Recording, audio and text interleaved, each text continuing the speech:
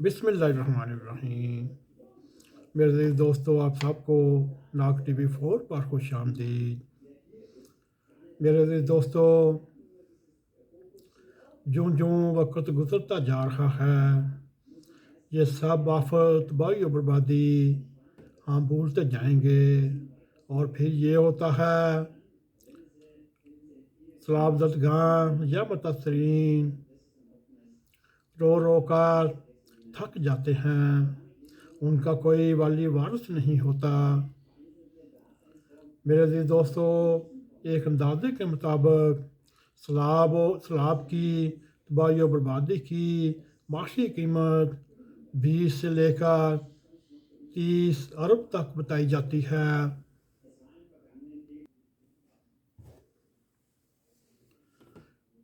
और जो मूसलाधार बारिश और उसके सिलसिले में जो सबसे ज़्यादा तबाही आई, वो सुबह सिंध सुबह बलूचिस्तान में आई या फिर पंजाब के साउथ इलाके में आई और KP के सवात कलाम बहरीन में आई।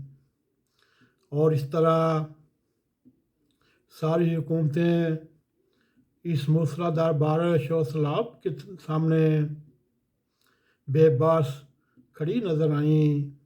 गो महकमा मौसमियात ने पहले पेशेन गोई करते हुए अपना फ़र्ज़ पूरा अदा किया, लेकिन मुतल्लिका महकमों के रवायती और लापरवाही ब्यूरोक्रेट या ब्यूरोक्रेसी ने मतलूबा इंतज़ामात ना किए, जिसकी वजह से इतने बड़े पैमाने पर तबाही और बर्बादी हुई।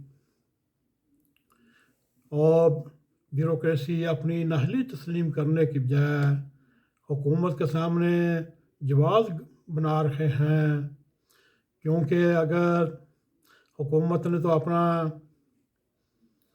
हुक्म मुकम्मल करवाना होता है, बाकी काम सब ने ब्यूरोक्रेसी ने करना है।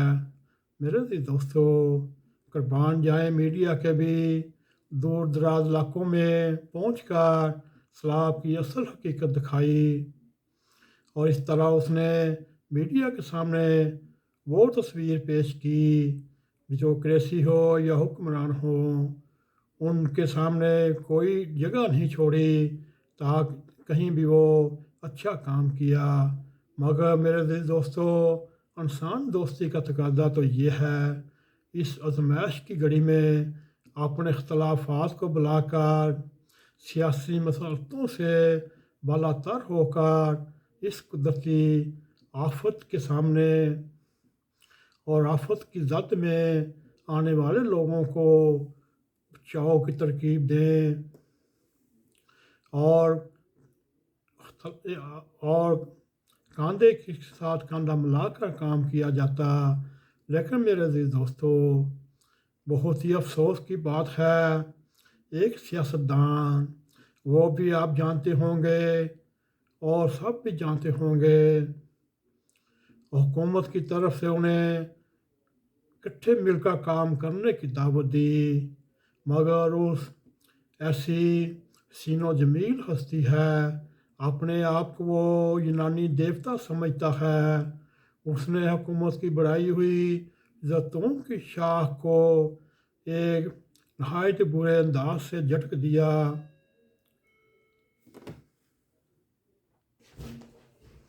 और उसने अपने जलसे जुलूसों को जारी रखा। काबिल गौर ये बात है मेरे दोस्तों कि मसरूफ़ ने स्पोर्टमैन स्पिरिट का मुजाहरा करने की बजाय, क्योंकि जो उसने खेल के मैदानों में शोहरत हासिल की, वो भी पाकिस्तान के नाम पर शोहरत हासिल की, और अब उसने सियासत के मैदान में कदम पर कदम मार रहा है।